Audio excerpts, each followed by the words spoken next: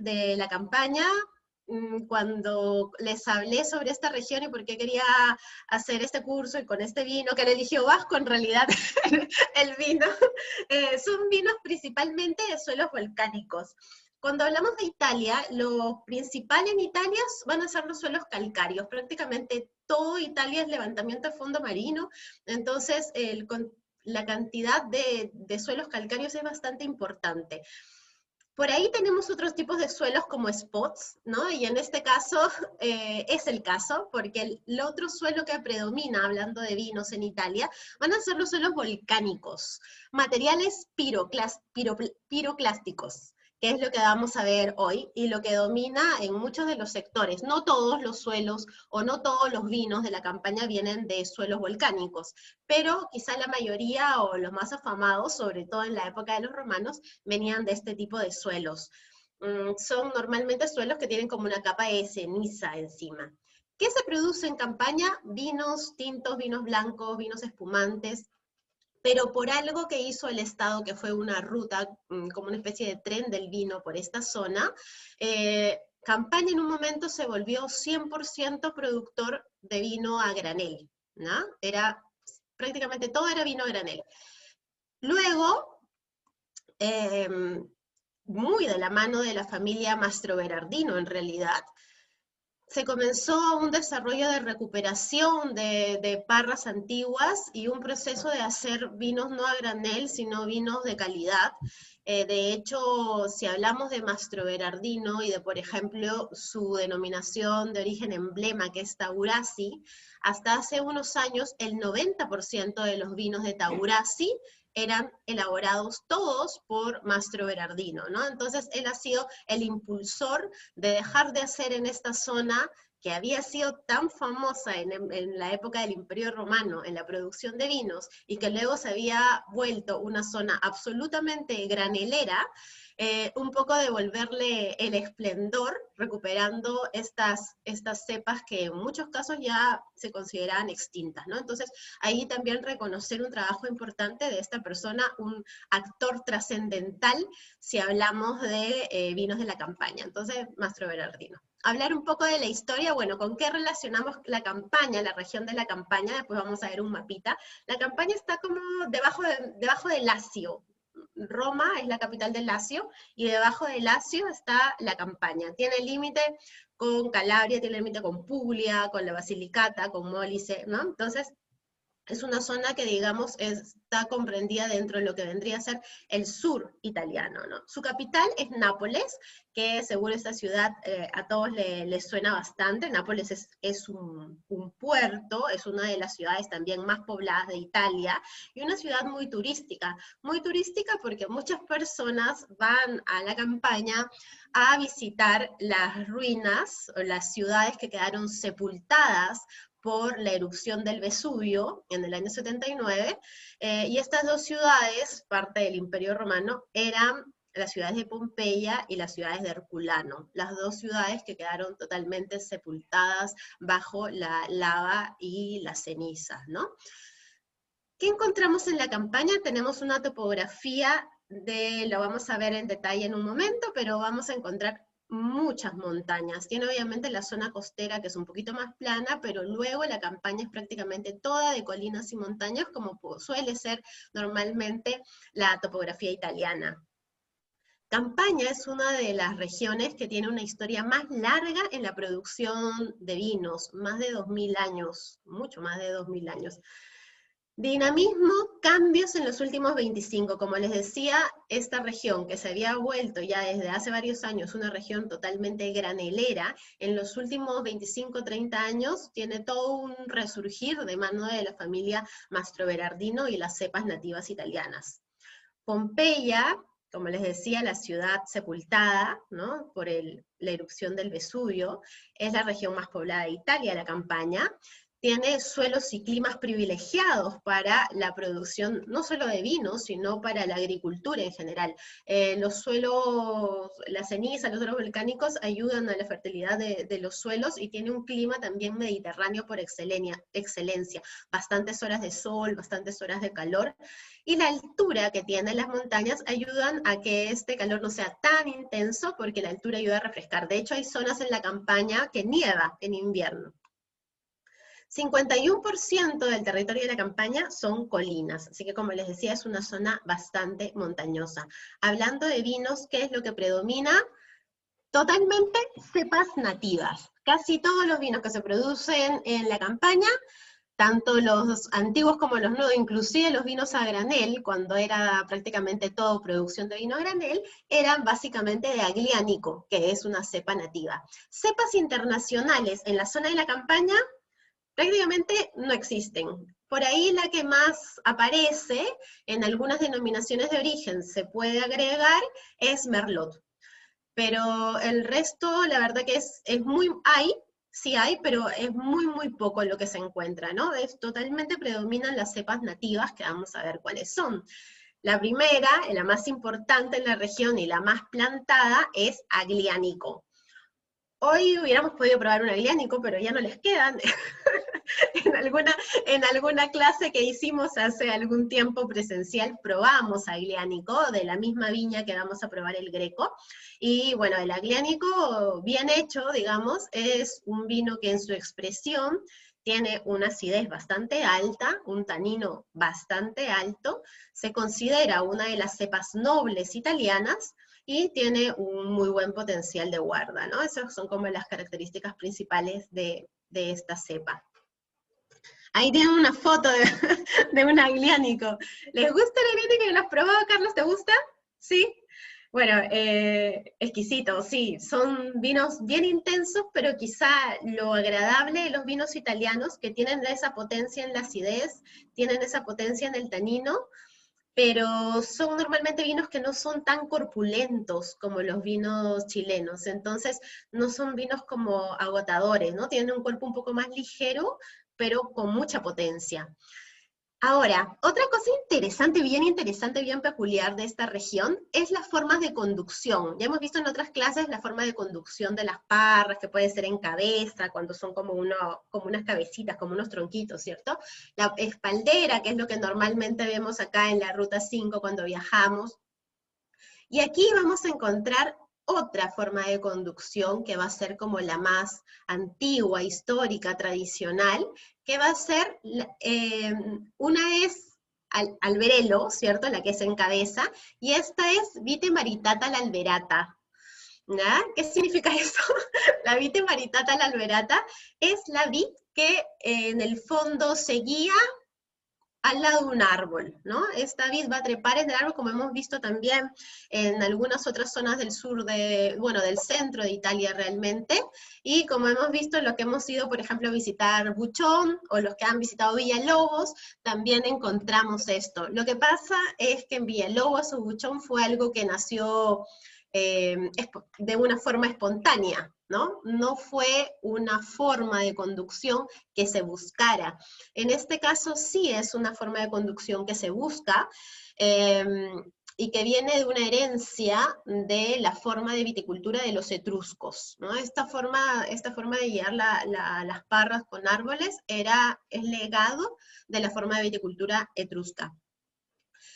¿Qué más contarles? Esta zona, que como les digo, hasta hace unos años eran prácticamente puros vinos a granel. Aún hoy la producción de vino a granel es muy importante. Solamente el 20% de los vinos que se producen en campaña tienen denominación de origen, el otro 80% se sigue produciendo como vino a granel. Aún así, el número de denominaciones de origen es muy alto, y eso de mano de toda la historia y patrimonio que tiene esta región. Tenemos 4 denominaciones de origen controladas y garantizadas en la región de la Campaña. Ya saben que las denominaciones de origen controladas y garantizadas son como la punta de la pirámide, ¿no? Las que tienen mayor reconocimiento dentro de Italia, o las que se consideran eran de mejor calidad. Y luego tenemos 15 denominaciones de origen. Entonces, es bastante, digamos, lo que hay que ver o que estudiar hablando solamente de la región de la Campania. Plinio el Viejo, que para los que siguen mis redes sociales, estuve ayer compartiendo sobre este personaje. Plinio el Viejo es relevante en la historia de la Campania, o al revés, la Campania es relevante para Plinio el Viejo. ¿Por qué? Plinio el Viejo fue un militar romano, nació por ahí por el año 24, época cristiana.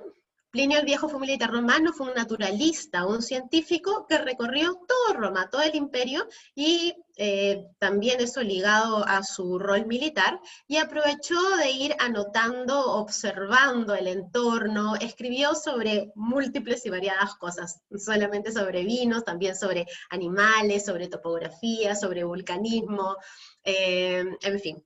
Un observador, como que normalmente era en esas épocas quienes se dedicaban a la ciencia. Su principal obra fue una enciclopedia de 37 tomos que se llama Naturalis Historia, o Historia Natural. Y bueno, quizá algo trascendental de esta enciclopedia Naturales Historias es una de las pocas que ha sobrevivido en el tiempo, ¿no? Que no fue destruida en tantas épocas de la historia donde se han destruido este tipo de libros o documentos. Plinio el Viejo muere en el 79 y muere precisamente aquí en esta región de la Campania, en la erupción del Vesubio, cuando ocurre la erupción del Vesubio. Ahora, él no estaba en Pompeya, ni estaba en Herculano, que fueron las dos ciudades sepultadas. Él estaba, a ver si tengo el mapita por acá, creo que sí, para contarles la historia completa.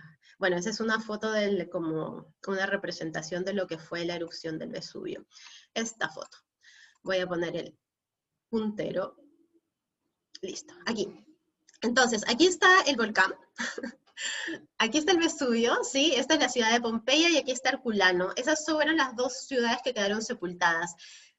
Plinio no estaba en estas ciudades, se encontraba aquí, en Miceno. Y cuando observa, bueno, habían habido, de hecho, viaja ahí porque le habían comentado que habían habido muchos sismos en la región previo a la erupción del volcán. Entonces él fue como un poco a documentar esto y ve que comienza un poco esta chimenea, ¿no? de cenizas, de humo del volcán, y decide observarlo más de cerca. Entonces, como él era militar y tenía acceso a los navíos, que es la flota militar que estaba en la zona de Miceno, pretendía tomar uno de los navíos que tenían más pequeños y más rápidos para ir a observar. Cuando un poco nota mejor la magnitud de lo que estaba ocurriendo, decide no llevar un barco, sino disponer de la flota en sí e intentar viajar por un lado para observar y por otro lado para intentar rescatar personas que pudieran acercarse a la costa, porque no había otra forma de acceso. Finalmente Plinio muere en esta campaña porque era tan potente, ¿no? la erupción, las cenizas, la salida de material volcánico, que todo el viento estaba cubierto de este material. Era no solamente de las cenizas, sino como de piedritas, como si cayera un granizo, una granizada de lava, ¿no? Entonces, muchos de estos navíos que intentaron llegar a Herculano también naufragaron en el camino por efecto del calor, que finalmente fue lo que mató a muchísimas personas. Las temperaturas eran enormes, y también por todas estos vientos de piedra, lava y cenizas. Así que bueno, hasta ahí llega la historia de Plinio el Viejo, pero se le reconoce por toda la documentación que hizo de contarnos un poco la historia y cómo era la civilización en esta época de Roma. Bueno, ahí hay unas fotos de Herculano y de la ciudad de Pompeya, un poco la foto, la representación de lo que eran los navíos intentando acercarse a la ciudad de Herculano. y una foto también, o una imagen de cómo sucedió esta erupción y cómo esta chimenea fue una de las más altas, estos son kilómetros, 20 kilómetros aproximadamente la altura de la chimenea de ceniza. Ahora, otro tema importante, que esta ha sido una de las erupciones volcánicas más violentas de la historia reciente, ¿no? Y precisamente por la participación de Plinio el Viejo en ello, se dejó con el nombre científico a este tipo de erupciones tan drásticas como erupciones plinias, ¿no? Entonces, también hay como a los que les gustan los datos como históricos. Había quedado por acá. Ay. Ay.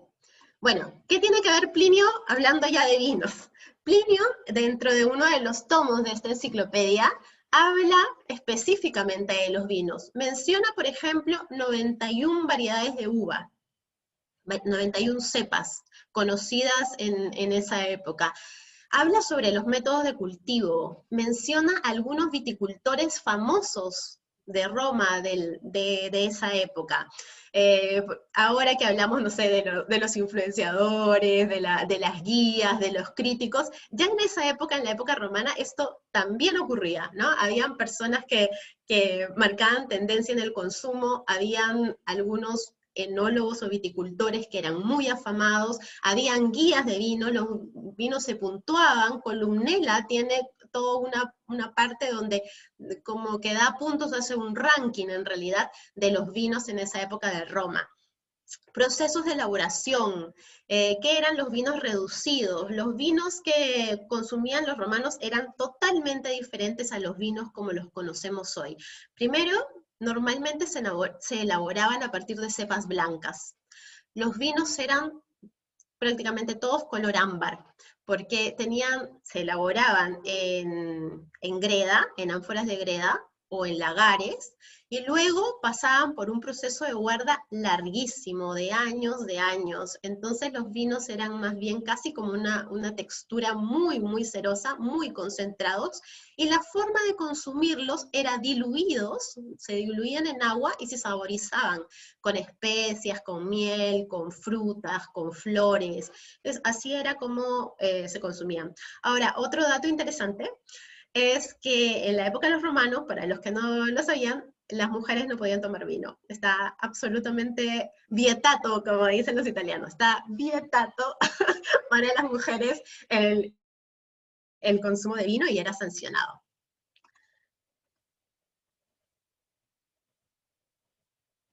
Bueno, vamos a hablar ahora de topografía de la zona de la Campania. Como ya les había comentado, la Campania es una zona, como la mayoría de regiones de Italia, donde hay muy poca zona plana. La zona plana es solamente un 15% de la región, y allí es donde viven los bufalitos. No sé si saben, pero uno de los productos más famosos de producción en la Campania, aparte del vino, es la mozzarella di búfala. ¿Dónde encuentran las búfalas? Precisamente en la zona plana de la Campania. Las colinas y las montañas siempre van a estar destinadas a la producción de vino, sobre todo las colinas. Los viñedos en Italia normalmente, sobre todo hablando de vinos de calidad, están en las laderas de las colinas.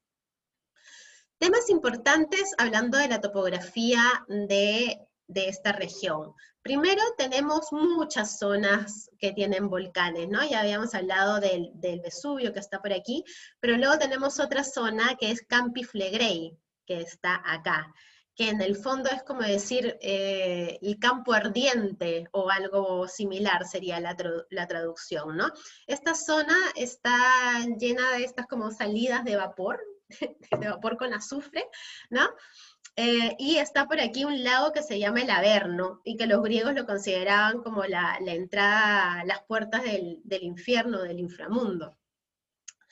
Tenemos esta parte plana, que es la pianura de la Campania, el Monte Másico y Roca Monfina, que también van a ser importantes porque cuando hablamos de Plinio el Viejo, uno de los vinos que él menciona como el vino más caro, y que era prácticamente el vino de los emperadores, que se usó, por ejemplo, para la celebración de no me acuerdo qué exactamente que hizo Nerón, y demás. Entonces era un vino muy, muy, muy reconocido, era como el vino más caro de esa época, se producía aquí, entre el Monte Másico y los pies del Roca Monfina, en esta zona. De aquí venía el Falernum.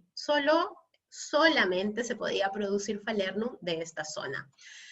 ¿Qué otras zonas importantes o cosas importantes que mencionarles? El Volturno, ¿no? Toda la zona como que vendrían a ser los lados, las riberas del Volturno, también se producen vinos, y otro río importante para la producción de vinos o viticultura va a ser este río que es el Calore. Ahora, si se dan cuenta de los nombres, todos nos hacen pensar en volcanes, ¿no? Calore, Volturno, Campi Flegrei. Entonces, sí, bueno, los volcanes tienen mucha importancia en esta zona. Vamos a ver algunos lugares importantes.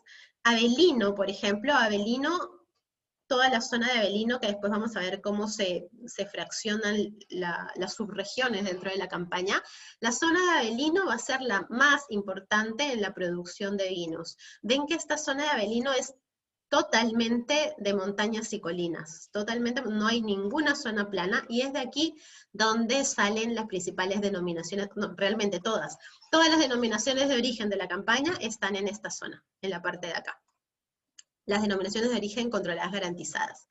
¿Qué más? Bueno, los Apeninos, dicen que los Apeninos es el cordón cordillerano principal que recorre toda Italia, ¿no? Como la columna vertebral de Italia, están situados en la parte de acá.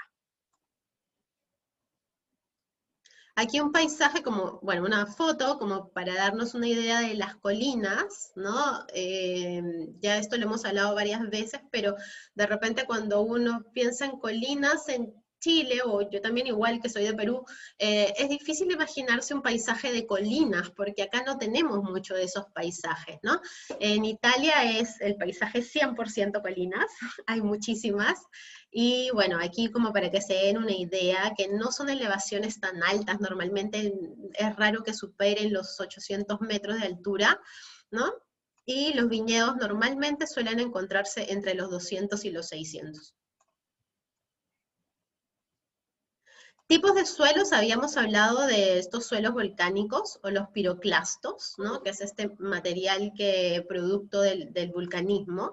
Hay distintos tipos de suelos volcánicos, inclusive el granito mismo es un suelo de origen volcánico. Pero aquí estamos hablando como del suelo volcánico que viene de erupciones por ahí más recientes, ¿no? Y lo que podemos encontrar, tipos de suelos que podemos encontrar en la Campania, tenemos el lapilli, ¿no? Que son como, les decía, como unos granizos, pero unos granizos como de material volcánico. Está el tuf, o que vendría a ser como la piedra, no sé si han visto alguna piedra así, porque la piedra pómez ya es como la piedrita, ¿no? Formada, redondita. Y esto es más bien como, como una extensión que es como si una arena solidificada, no sé cómo expresarlo, pero es muy fácil de agujerear, ¿no? Es bastante porosa. Estos suelos también hay mucho en la parte de la Campania. Luego está el púmice, que el púmice es la piedra pómez, como acá al menos yo la conozco como piedra pómez, y la ceniza volcánica, que también está muy presente en varias zonas de producción de vinos dentro de esta región. Ahora, cuando hablamos de las subregiones de la Campania, vamos a tener, ¿qué son estas? ¿Verdad? Caserta, que es la que está al norte, hacia el mar; Benevento, que está al norte, pero hacia la zona interior; Nápoli, donde está Nápoles, ¿sí? Avellino y Salerno. Hablando de vinos, acá la que la lleva es Avellino. Avellino va a ser la más importante. Pero cuando hablamos de vinos específicamente, no se suele usar estos nombres, sino que se suele usar los nombres antiguos, los nombres que usaban los romanos para estas regiones, ¿no? Y siendo así, Avellino, hablando de vinos y hablándole a cualquier productor de vinos de la zona, no te dicen el vino de Avellino, dicen Irpina, ¿no? Por eso les puse esa frase, non parliamo di Campania, parliamo de Irpina, porque Irpina es como el orgullo de la zona, de la producción de vinos. ¿Y qué es Irpina? Es la subregión de Avellino, lo que actualmente es Avellino, ¿no? Entonces los nombres antiguos eran Avellino, era Irpina, Benevento, se conocía como Sanino, Caserta, como Terra de Laboro, Nápoles, y Salerno como Cilento. Entonces esos eran los nombres antiguos. Pero hablando de vinos, lo importante que se acuerden es que Avellino, Irpina, es un sinónimo prácticamente. Aquí las denominaciones de origen, y ven como les comentaba, hay 4 DOCGs y hay 15 denominaciones de origen. ¿Dónde se encuentran las DOCG? ¿Se acuerdan del mapa que vimos hace un momento? Avellino es la zona de aquí, ¿no? Irpina. ¿Y dónde están las DOCG? Las DOCG son las que están con las letritas en rojo. Entonces tenemos aquí una, que es Fiano de Avellino. ¿Dónde está? En Irpina. Greco di Tufo, que es el vino que tenemos hoy. ¿Dónde está? En Irpina, ¿no? Taurasi, ¿dónde está? En Irpina. La única que no está en Irpina, sino que está en la de arriba, que es Benevento, es Aglianico del Taurno. Las otras 3 están dentro de Irpina, de ahí la trascendencia o por qué los productores dicen, no parliamo de Campania, parliamo de Irpina, de los vinos de Irpina, ¿sí? Hay otras zonas importantes, por ejemplo, hablábamos de dónde se producían los vinos de Falernum, ¿no? De los romanos, que era la zona de aquí. Actualmente la denominación de origen que correspondería a lo que fueron los vinos de Falernum es Falerno del Másico. Ahora, no es que acá se sigan produciendo los vinos de Falernum, ni mucho menos, ¿no? Se hizo como aquí se dejó de producir vino mucho tiempo, y hubo todo un trabajo, dado esta fama antigua, histórica, de esta zona en la producción de vinos, se volvió a retomar, con otras variedades. Como les comentaba, el Falernum, en origen, el 90% de las posibilidades o estudios indican que eran vinos blancos, y actualmente lo que se produce en esta zona son principalmente vinos tintos. Luego tenemos la zona de Aversa, que también va a ser importante porque es la única denominación de origen que privilegia los vinos que vienen de parras conducidas con esta forma que les digo como maritata con un árbol, ¿no? Que vamos a ver algunas fotos. Y otra zona súper interesante en la producción de vinos es Campi Flegrei, ¿no? Porque imagínense esto, no me acuerdo cómo se llaman estas salidas como de vapores que también tenemos en el norte, acá en Chile bastante. Viñedos que tienen al lado estas salidas de vapor. ¿Cómo? Geysers, eso, gracias. Los geysers, ¿no? Una zona que está llena de eso, entonces, súper interesante. Ischia, que también es una isla, es la isla que está aquí cerca de Nápoles, cerca de Campo Flegrei, ¿no? Y esas son como bueno, y la zona del Vesubio también, que cuando estudiamos Sicilia hablamos de todos los viñedos que estaban como en la ladera del volcán, y en este caso ocurre exactamente lo mismo, ¿no? Los viñedos van a estar en todas las faldas o todas las laderas laterales hasta los 700 metros más o menos del Vesubio, y suelos obviamente de piroplastos que habíamos visto hace un momento, es lo que lo caracteriza, suelos más negros, al igual que en el caso del Etna, muy similar.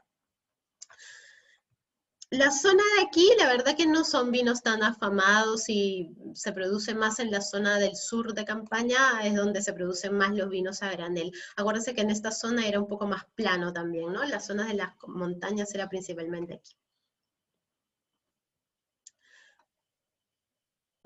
Las uvas y vinos de la Campaña es una de las regiones que tiene mayor número de cepas, estamos hablando alrededor de 100, obviamente hoy día vamos a hablar solamente de unas 6 o 7. La cepa principal, como les comentaba, es la Aglianico, que es una cepa tinta nativa de esta zona. También está Falanghina. La Falanghina tiene harta importancia, hay muchos vinos de Falanghina como monovarietal, representa un 12% y está presente prácticamente en toda la región. Hay un poquito de Barbera, hay un poquito de Sangiovese, Normalmente estas cepas se usan solo en mezclas o para los vinos a granel. No hay denominaciones de origen que sean específicas para estas variedades. Las denominaciones de origen siempre van a privilegiar las variedades nativas. Malvasía de Candia, Fiano, Greco. Algunos dicen que el Greco, aunque es una cepa recuperada, que se pensaba extinta, que el Greco precisamente su origen es griego, que fue una cepa traída de la época de los griegos, ¿no? Y que es una cepa muy antigua. Son cosas que todavía están en estudio. Piedirroso o Piedipalumo es otra cepa bien interesante y nativa de esta zona y que está presente en la mayoría de denominaciones de origen, sobre todo en las denominaciones de origen costeras de la Campaña. Y bueno, las demás, hay muchísimas más, como les digo, hay cerca de 100 cepas en esta región, pero las cantidades son muy pequeñitas. El vino que se usa, o la cepa que se usa para los vinos a granel, es principalmente agliánico, y el agliánico se elabora de todas las maneras que se puedan imaginar. 60% cepas tintas, y hemos visto que el agliánico solamente representa más o menos un 30%. Hay 25.600 hectáreas de viñedos, y como lo es característico en casi toda Italia, hay un altísimo fraccionamiento en cuanto a los productores. No hay tantas bodegas, pero sí hay muchísimo viticultor, productor pequeño de vino, o de uva. Los vinos con denominación de origen, se los había comentado ya, representa solamente un 20% de la producción, y el resto, el 80% de los vinos, inclusive hasta hoy, siguen siendo vino a granel. Hablamos de agliánico, una cepa nativa del sur de Italia, está dentro del listado de las cepas nobles italianas, se le llama también Barolo del Sur, ¿no? Es una cepa que se caracteriza por tener un gran tanino y una gran acidez, pero como ya les comentaba y como es típico de los vinos italianos, no suelen ser tan corpulentos o vinos tan pesados al momento de tomarlos. Se cree que también fue una cepa que puede haber llegado o puede haber sido traída por los griegos. La primera referencia documentada, escrita, que se tiene del agliánico data de 1520, y la mencionan como Aglianice di Conversano, que es un pueblo que está dentro de la Campaña. Es utilizada en variedad de estilos, se hace inclusive vinos blancos a granel, sobre todo, a partir de agliánico. Saben que se pueden hacer vinos blancos a partir de uvas tintas sin problema, porque el color está en las pieles. Entonces, si no maceramos, podemos hacer un vino blanco a partir de uva tinta. También se hacen espumantes. Como es tendencia actualmente mundial, cada vez se hacen más espumantes, y prácticamente actualmente la mayoría de denominaciones de origen permiten la producción de espumantes, porque eso va de la mano también de la demanda del mercado. El estilo clásico del agliánico es un vino de cuerpo, de una alta acidez, de un alto tanino y con muy buen potencial de guarda. Es más, algo que se le suele un poco criticar a los agliánicos es que son vinos que es muy difícil tomarlos jóvenes, ¿no? Salvo que se haga un proceso, una maceración muy cortita y pensado en tomarlo joven. De lo contrario, son vinos un poco agresivos si es que uno los toma sin una guarda prudente. Hay muchos fenotipos de agliánico, son más o menos unos 7. Lo que suele ocurrir cuando hablamos de uvas nobles que se van adaptando a los distintos suelos y cuando pasan muchos años en lugares específicos, ¿no? En este caso vamos a mencionar 3 que son las principales y que están ligadas, muy de la mano a las 3 de OCG. Está el fenotipo del Taurasi del Taurno, que también se le dice el Taurasi, el Taurno y el Vulture, ¿no? Esas son las 3. Al Taurno se le llama también agliánico amaro, ¿ya? Esos son como los 3 fenotipos. Hay más, son como 7. Que aromas descriptores podemos encontrar en el agliánico, bueno, la ciruela negra, pimienta blanca, pimienta negra, guinda, cereza, grafito, suele ser un descriptor bastante común, ¿no? El grafito que va ligado un poco a la mineralidad y al suelo volcánico. Esto de aquí es el licoriz, ¿ya? El licoroso, ese aroma, violetas también suele estar presente, y notas como a carnes curadas o charcutería.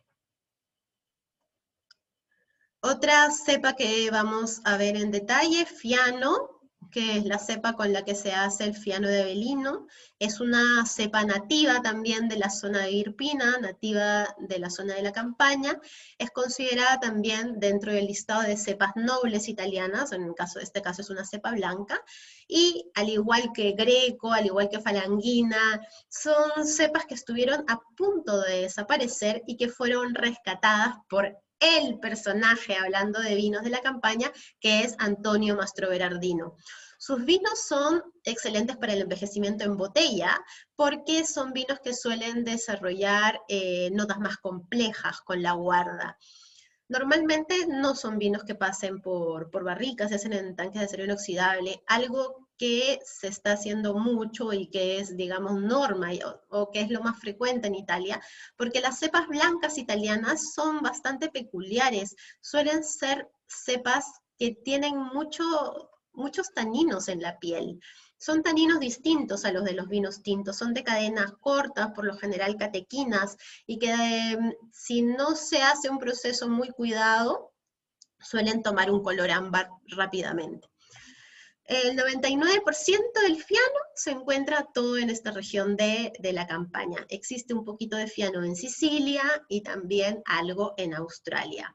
Es un vino que tiene una acidez media, un alcohol por lo general entre medio y bajo, un aroma ligero pero con notas minerales cuando está joven, y si es un fiano que tiene guarda, vamos a ver un desarrollo, una evolución con desarrollo de estas notas típicas de los blancos con los años, que dan notas a miel, ¿no? Más interesantes, a membrillo, a duraznos cocidos.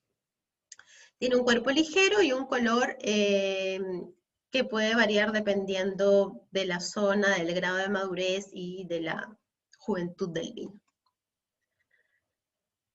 Vamos ahora, les puse de nuevo el mapa de las denominaciones, porque lo voy a repetir varias veces para que no nos perdamos de dónde estamos ubicados y de qué denominación estamos hablando. Vamos a ver la parte de arriba, la parte norte de la Campania, la parte norte costera, y hablar de las denominaciones que están dentro de esto, que es Falerno del Másico, Aversa, Campi Flegrei, que también son de las zonas más antiguas de producción de vino dentro de la región.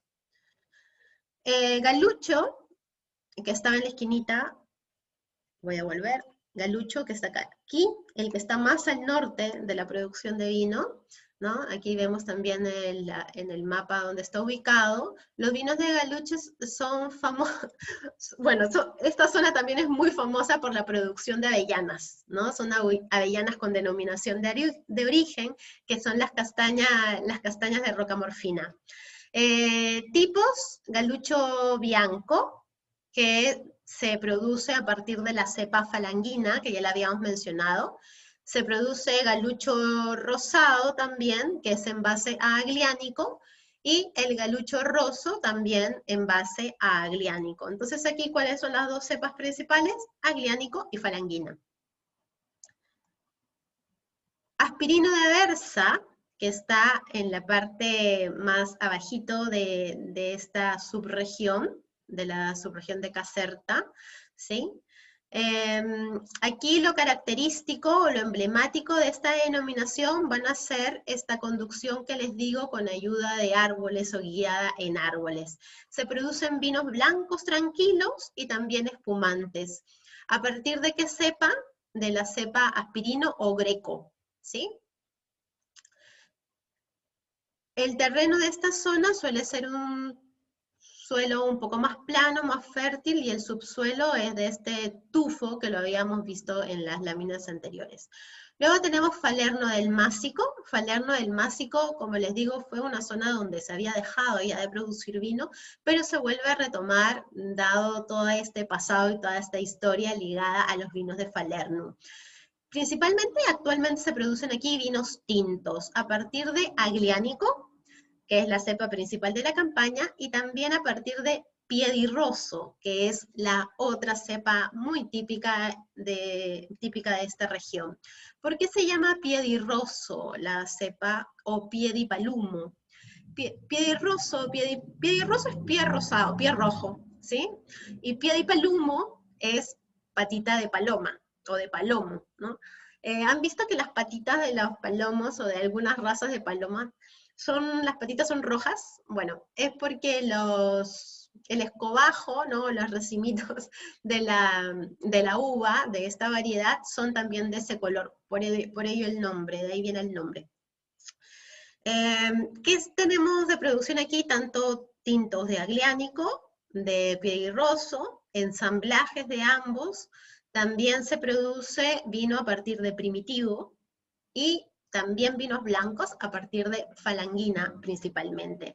El Monte Másico, que es el que da origen o donde se producían los vinos de Falernum, es un suelo muy calizo, es piedra caliza en esa zona, ¿sí? Y el costadito, el que está un poquito más arriba, que es el Roca Monfina, era un ex volcán, ¿no? Entonces aquí tenemos como la más elaborada expresión de lo que son los suelos de la campaña, porque es una mezcla muy profunda entre el suelo calizo, que es el suelo, en realidad, el fondo de los suelos de la campaña, y los suelos volcánicos por efecto del volcán que estaba al lado. Crianza mínima, en el caso de los vinos de Falerno, 1 año y medio desde la cosecha. No, ojo que cuando hablamos de Italia hablamos de crianza como el periodo de guarda antes de salir al mercado. No nos referimos a barrica necesariamente, ¿sí?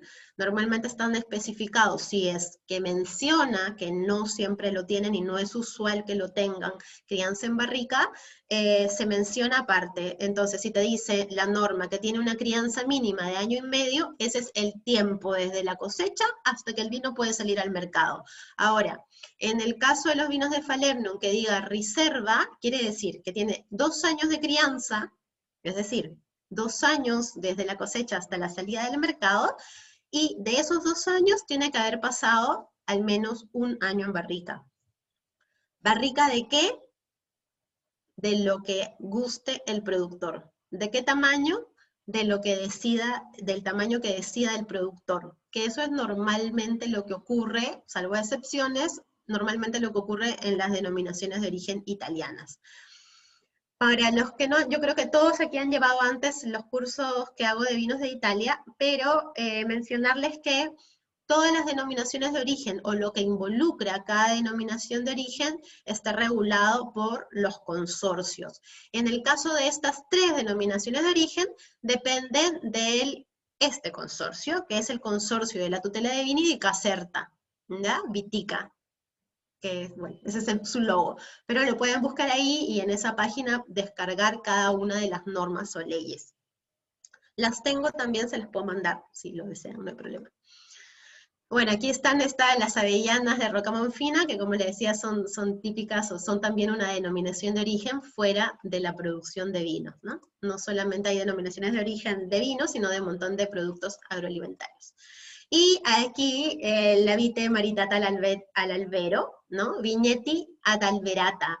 Ese es un término importante que deben conocer o familiarizarse, porque los vinos de la zona de Aversa, de denominación de origen Aversa, que dicen Vigneti ad alberata, quiere decir que la uva viene de estos viñedos tradicionales, que tienen este tipo de conducción, ¿no? Entonces ahí queda claro a lo que me refiero y cómo ustedes pueden ver lo que finalmente uno casi ni siquiera nota que son parras, sino que parece un árbol más, ¿no? Un arbusto más.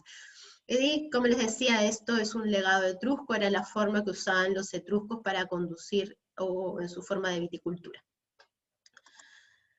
Aquí una viña bastante famosa dentro de lo que es la zona del Másico, de Falerno del Másico, que es Villa Matilde, que también es la más importante y la más grande. Vamos ahora un poquito más hacia abajo, seguimos en la zona costera, pero vamos un poco más al sur, a la zona de Nápoles, ¿no? En la zona de Nápoles vamos a ver Campi Flegrei, vamos a ver Ischia y vamos a ver el Vesubio. Hay otras denominaciones de origen, pero por un tema de tiempo no las voy a mencionar. ¿Qué encontramos en esta zona de Nápoles, ¿no? Más cerca a la ciudad de Nápoles, al puerto? Campi Flegrei. Campi Flegrei es una zona volcánica, donde también se encuentra el lago Averno, que como les comentaba, los griegos consideraban que era la puerta al inframundo. ¿Y qué cepas encontramos en Campi Flegrei? Tenemos el Piedirroso. Piedirroso, a diferencia de Aglianico, normalmente cuando tenemos dos cepas que van juntas siempre en casi todas las denominaciones de origen como blends, hay una que es la que domina, que es Aglianico, ¿sí? Y la otra, en este caso Piedirroso, se usa para suavizar los vinos. Aglianico es la que tiene el power, ¿no? La que tiene mucha acidez, la que tiene mucho tanino, que se va más a la fruta negra, a lo especiado. Y por el otro lado tienes como la otra cara de la moneda, que va a ser Piedipalumo o Piedirroso, que es una cepa más bien de menos tanino, de menos acidez, más parecida por ahí a la Barbera, más onda Pinot Noir, ¿no? Como estas más a la garnacha quizá, más como de frutos rojos, un poco más suave o más equilibrada sensorialmente. ¿Y qué otra cepa encontramos en Campi Flegrei? La falanguina, que ven que se repite mucho y es una cepa muy importante, una cepa blanca. Estilos de vino que se pueden producir en Campi Flegrei: vinos blancos, vinos tintos, espumantes, pasitos, que son los vinos dulces que se elaboran por pacificación de las uvas, rosados y vinos reserva. O sea, de todo, ¿no? Luego tenemos la zona del Vesubio, la zona del volcán. También se les solía decir, o van a encontrar botellas que en lugar de decir Vesubio DOC, dice Lacrima Christi del Vesubio DOC, ¿no? Son vinos de gran prestigio, muy buscados, también un poco porque han sido mencionados en algunas películas famosas, así que de ahí también un poco su fama y que la gente los busque. No suelen ser vinos caros, ¿no? Son vinos que normalmente están por los 12 euros. Hay 11.000 productores en esta zona de las faldas o las laderas del Vesubio, y son suelos de lava pulverizada y ceniza, suelos negros muy parecidos a los suelos que encontramos en el Etna. ¿Qué cepas predominan en la zona del Vesubio, Lacrima Christi? Piedirroso y Coda di Volpe. Piedirroso ya lo hemos mencionado, y Coda di Volpe es una cepa blanca. La traducción es cola de zorro, ¿no? Hay varias historias de por qué el nombre de la cepa, cola de zorro o Coda di Volpe, se refiere más que el animalito a la planta. No sé si la conocen, la cola de zorro es una planta que se encuentra bastante como en los márgenes del río, ¿sí? Entonces, supuestamente tiene ese nombre, algunos dicen que porque había mucha de esta planta en la zona y adoptó el nombre la uva de la planta que normalmente estaba por el sector. Y otros dicen que es por la forma del racimo, que tiene como una capa de un tono como grisáceo, que parecido al color de la planta del Coda di Volpe, o cola de zorro, y tiene unos racimos que suelen ser más alargados, ¿no? Entonces, bueno, pero es fácil un poco acordarse una cepa blanca que se llama cola de zorro pensando en la planta. Estilos de vinos que encontramos con Lacrima Christi del Vesubio: Lacrima Christi rosso, o sea, tinto, blancos, vinos reserva, rosados, espumantes y vinos licorosos. O sea, también se puede, bajo esta denominación, elaborar prácticamente todos los estilos de vino. Ischia, que es la isla que está como prácticamente frente a Nápoles. Es una isla volcánica. Se le suele decir la Isola Verde, o Isla Verde, ¿sí? Y se caracteriza por tener muchos muros, ¿no? Como una especie como de terrazas con muros de piedra seca. Cepas principales aquí, la Biancoleya, que es una cepa blanca, la Forastera, Piedirroso y Guarnacha. Son las cepas principales de esta isla. Estilos, vinos blancos, espumantes, vino superior, vino roso o tinto y pasito. Entonces, también prácticamente todos los estilos aceptados. Aquí algunas fotos, como para darnos una idea, ¿no? Estas son fotos de, esto es Campi Flegrei, ¿no? Entonces lo que les comentaba de esta zona con estos como laguitos con vapor, también hay geysers, los viñedos, es una zona bien peculiar porque tiene como hundimientos, ¿no? Y muchos de los viñedos también están en estas zonas como hundidas. Viñedos también en terrazas, suelos también con alto contenido de azufre, por ahí vamos a ver unas fotos también. Esta es Ischia. Estas son fotos de Ischia, la Isola Verde, ahí queda más o menos claro porque le dicen la Isola Verde, ¿no? Tiene estos muros de piedra, y sobre los muros de piedra están los viñedos como en terrazas, que dan una visión bastante verde de la isla. Ahora, también dicen que esa visión verde se potencia porque esta roca es una roca muy porosa y suele generarse o vivir mucho musgo como metido en la roca, y eso también hace que se vea más verde aún. Pasamos a la zona ya hacia el interior, hacia la zona de las montañas, nos vamos a la zona de Benevento, o la zona que antes se llamaba Sanio, y aquí, ¿cuáles van a ser las principales denominaciones de origen? Bueno, aquí ya tenemos la primera DOCG, denominación de origen controlada y garantizada, que vamos a ver hoy día, que es Taurasi. Taurasi, en base a que sepa, agliánico. Otras denominaciones de origen importante aquí, Falanghina del Sanio, hemos visto Falanghina, la cepa blanca, más importante quizá de la zona, en cuanto a volúmenes, de la zona de la Campania. Agliánico del Taurno, Agliánico del Taurno, vamos a hablar de esta denominación, es una denominación que se crea en 1986 y sube de categoría a la categoría de denominación de origen controlada y garantizada en el 2011. Son 600 hectáreas, 300 productores, y como la mayoría de denominaciones de origen, lo mínimo que pide es un 85% de agliánico. Está en las laderas del macizo montañoso del Taurno Camposauro, suelos predominantemente arcillosos calizos, ¿no? Aquí no son suelos volcánicos. Altitudes promedio de los viñedos, 400 metros sobre el nivel del mar. ¿Qué estilos de vinos se producen? Tenemos agliánico del Taurno rosso, o sea, el tinto, ¿no? 85% agliánico, que tiene que tener un mínimo de 11 grados de alcohol y una acidez mínima también de 5 gramos por litro. El agliánico del Taurno rosado también tiene que ser mínimo 85% agliánico, con un mínimo de 12% de alcohol, y tenemos el agliánico Riserva, que tiene que tener una graduación alcohólica más alta, mínimo 13 grados de alcohol. Algo importante también para mencionarles dentro de la denominación de agliánico del Taurno va a ser estas zonas o subzonas, Bonea y Montesarchio. Estas dos zonas se consideran que dan los vinos dentro de la DOCG de mayor calidad, porque son vinos, estas zonas están en más altura, y es prácticamente como la roca madre, ¿no? Son suelos súper pobres, ¿no? Entonces también dan vinos con una mayor estructura.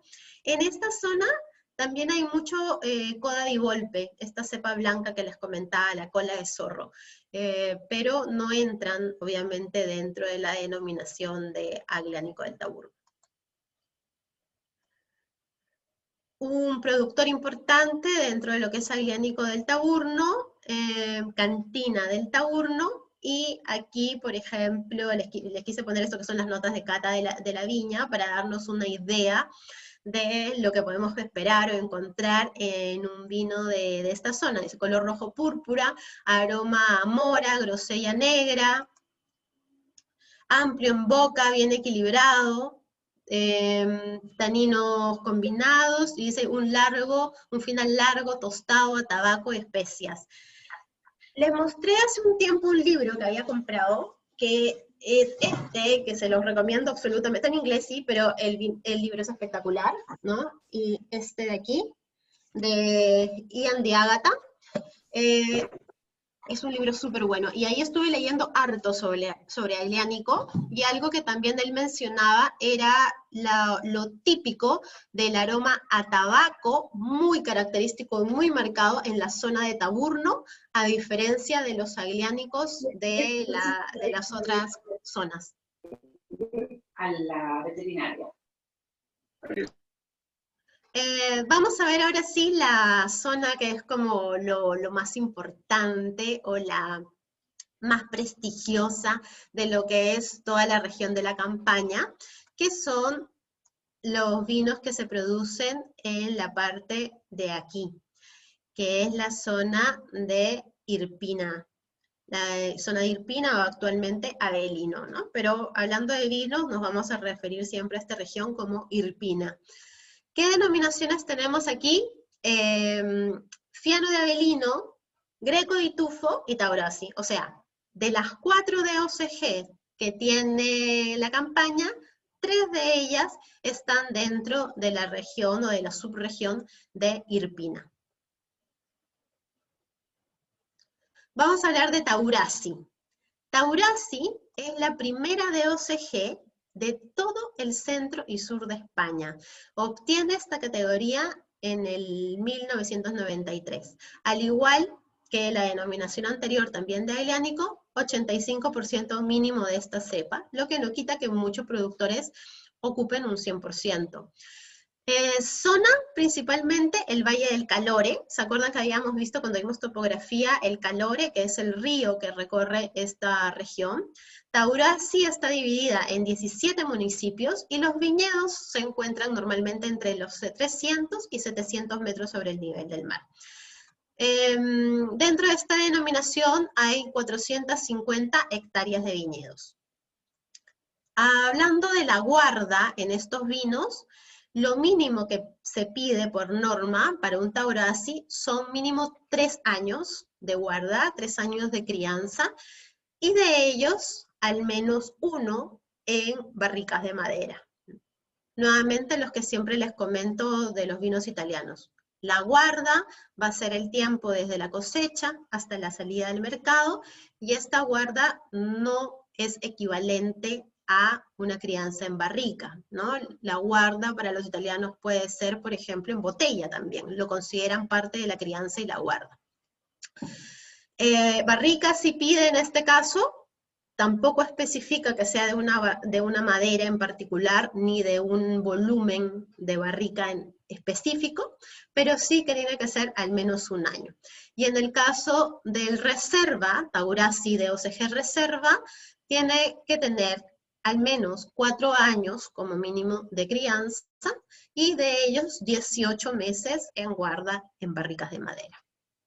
¿Qué esperar de un Taurasi? Un color rubí intenso, con reflejos granate, con tonos ya anaranjados con la crianza, un aroma característico, agradable, tipicidad del agliánico, que ya hemos visto estas notas como por ahí charcutería, frutos negros, guinda, ciruela, un sabor seco, armonioso, equilibrado, retrogusto persistente. Esta es la descripción que viene dentro de la norma. Que eso también lo quise poner así, más que poner mi apreciación o lo que diga Ian de Ágata, para que vean lo que abarca una denominación de origen, ¿no?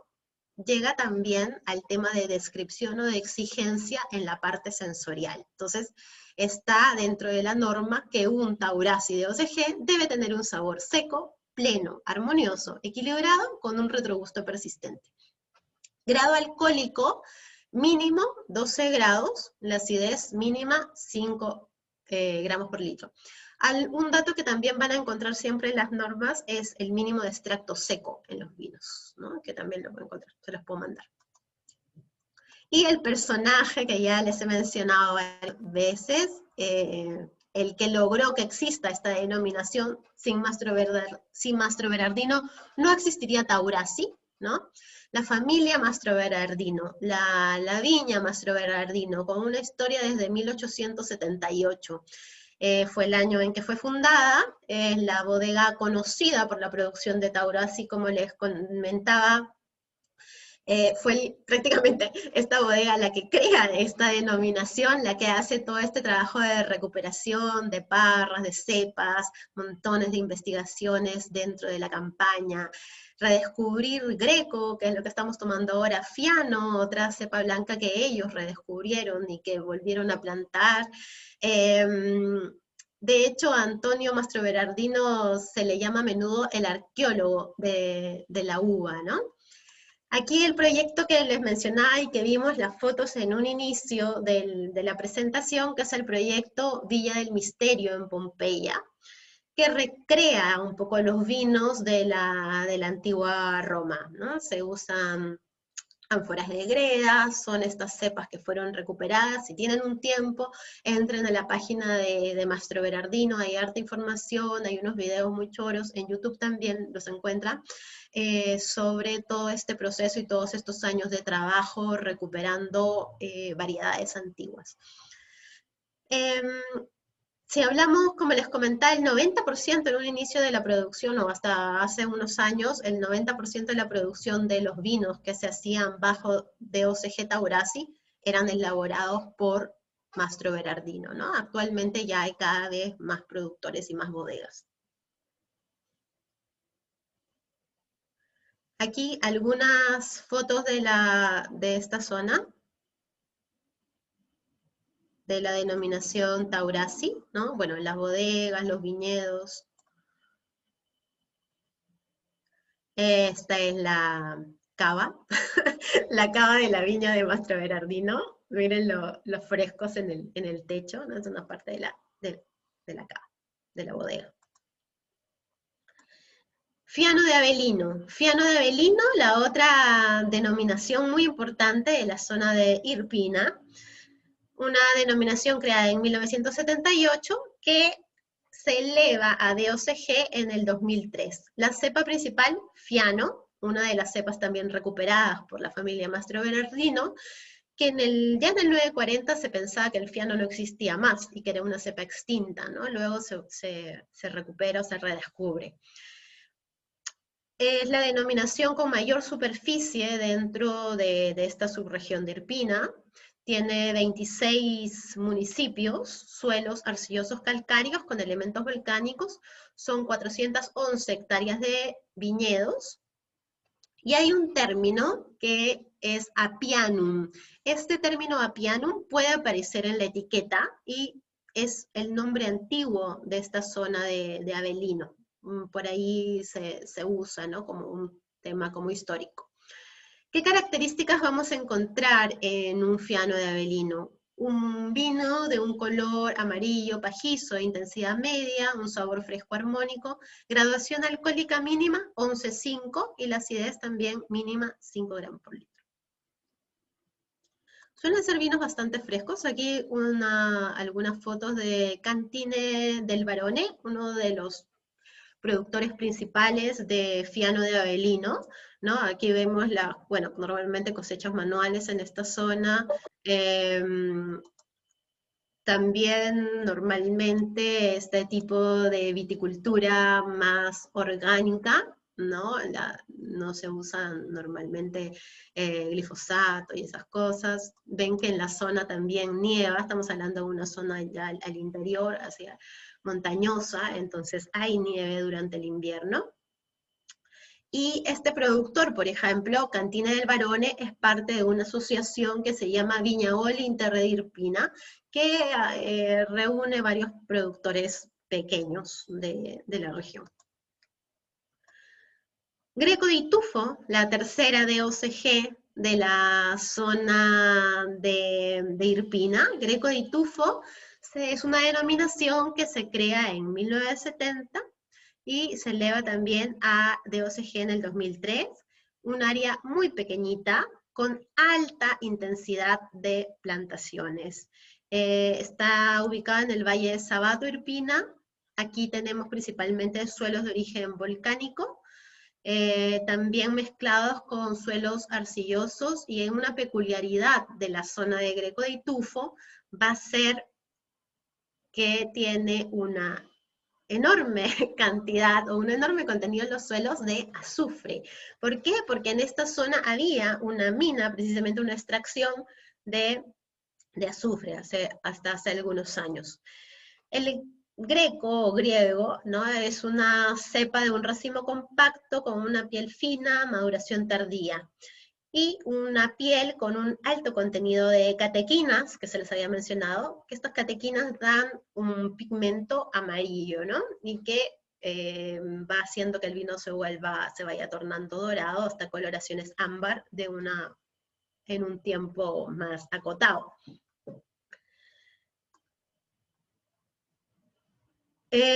Vamos a ver aquí unas fotos de lo que es la cepa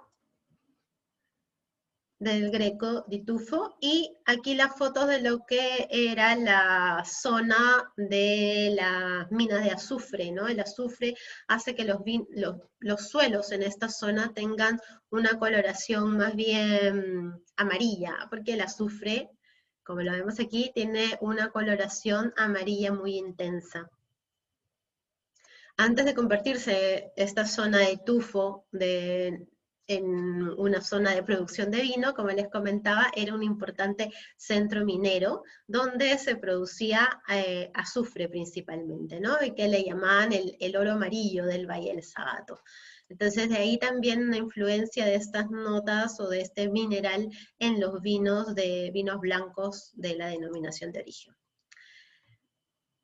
Algunos maridajes típicos de los vinos de Greco di Tufo: la minestra maritata, se le llama sopa de bodas también, ¿no? Sopa de casamiento, sopa de matrimonio. Maritato es casarse, un poco esa es la traducción.